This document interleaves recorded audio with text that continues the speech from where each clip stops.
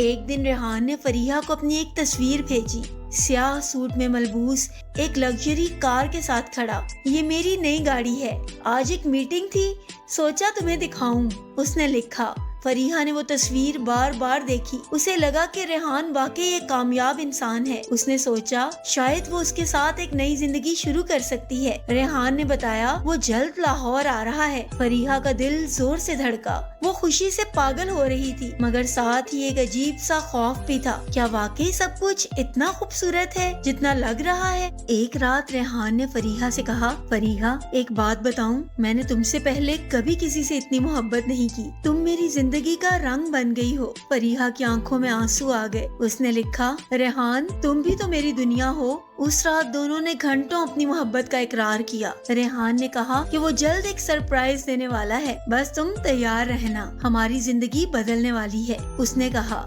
فریحہ نے سوچا شاید وہ شادی کی بات کر رہا ہے۔ وہ رات بھر خوابوں میں کھوئی رہی، لیکن کہیں دل کے ایک کونے میں ایک بے چینی تھی۔ سونیا کی بات بار بار ذہن میں آتی۔ فریحہ نے اپنے بھائی عرفان سے بھی بات کی جو سائبر سیکیورٹی میں کام کرتا تھا۔ عرفان نے کہا، فریحہ سوشل میڈیا پہ سب کچھ ویسا نہیں ہوتا جیسا دکھتا ہے، اس لڑکے کا بیک گراؤنڈ چیک کرو۔